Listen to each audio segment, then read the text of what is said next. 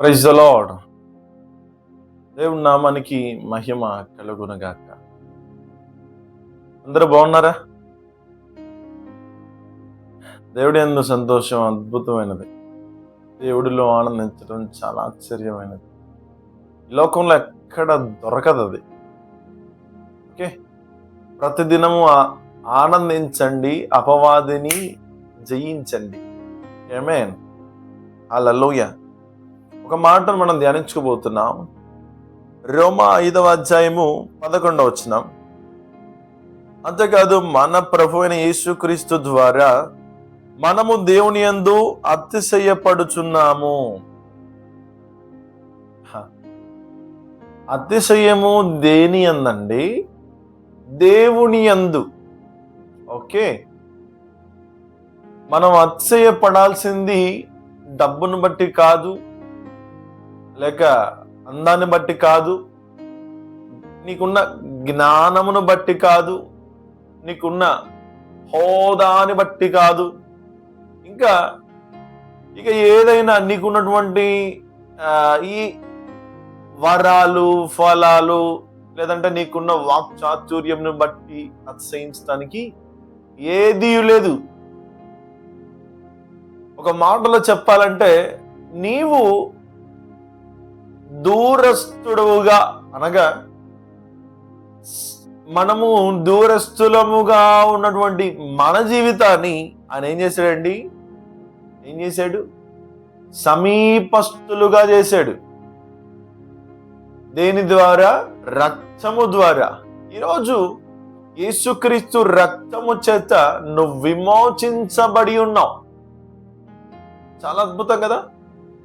అంటే ఇప్పుడు నువ్వు ఈ స్థితిలో ఉన్నావు అని అంటే కారణం ఎవరు చెప్పండి? నిన్ను సృష్టించిన దేవుడు ఒక్కడు మాత్రమే. ఇప్పుడు అతిశయించాల్సింది నువ్వు కట్టిన 2000 మందికి కట్టిన మందిరము బట్టి కాదు అతిశయించాల్సింది. హలో, నీకున్నటువంటి డబ్బును బట్టి కాదు అతిశయించాల్సింది, నీకున్న కారును బట్టి కాదు నువ్వు అతిశయించాల్సింది. నువ్వు అతిశయించాల్సింది నిన్ను సృష్టించిన దేవుణ్ణి బట్టి అతిశయించాలి. హల్లెలూయా. చూడండి, నెక్స్ట్ కన్ను చేస్తే, ఆయన ద్వారానే మనము ఇప్పుడు సమాధాన స్థితి పొంది ఉన్నాం. నువ్వు ఈరోజు సమాధానంగా ఉన్నావు అనంటే, నీ పిల్లలతో నువ్వు ఆనందంగా ఉన్నావు అనంటే, లేక నీ భార్యతో నువ్వు సంతోషంగా ఉన్నావు అనంటే, ఈ లోకంలో నువ్వు సంతోషంగా, ఆనందంగా, హ్యాపీగా నువ్వు ఉన్నావు అనంటే కారణం ఎవరో తెలుసా? దేవుడు ఒక్కడే. ఎందుకని? నీకు తండ్రికి ఉన్నటువంటి అడ్డు తెర ఆయన చించివేశాడు. ఇప్పుడు నువ్వు విమోచించబడి ఉన్నావు. దీని ద్వారా? రక్తము ద్వారా.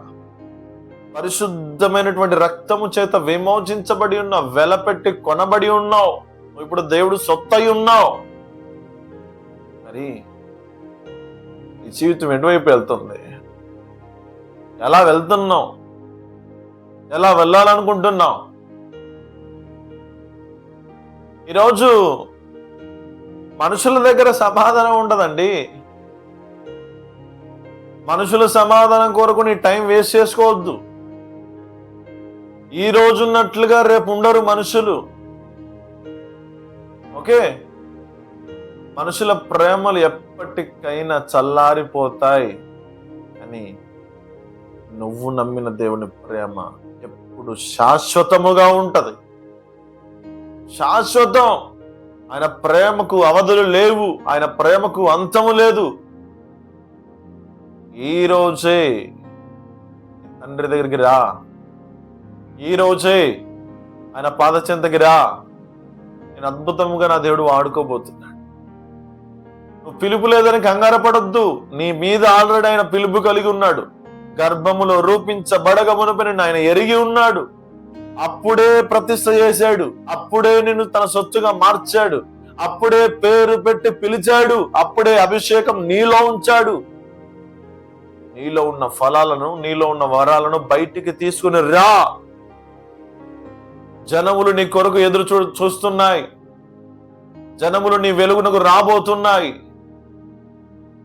ఈ రోజే ఆయన పాదచెంత దగ్గర నడిపించబో.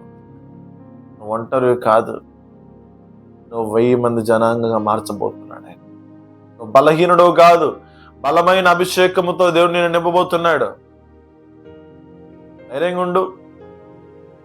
నీ శక్తిని దేవుడు పెంచబోతున్నాడు, ధైర్యాన్ని పెంచబోతున్నాడు, నీ అభిషేకాన్ని పెంచబోతున్నాడు, నీ జ్ఞానాన్ని పెంచబోతున్నాడు. నువ్వు ఒక అసాధారణమైనటువంటి వ్యక్తిగా నువ్వు నిలబడబోతున్నావు. ఈ రోజు నువ్వు నిలబడు. దేవుడు తన ధైర్యము నడిపించున్నాడు. ఆమేన్. Bless you. దేవుడు మిమ్మల్ని అందరినీ తన కృపతో నిలబెట్టుకొని వాడుకొనును గాక. ఆమేన్.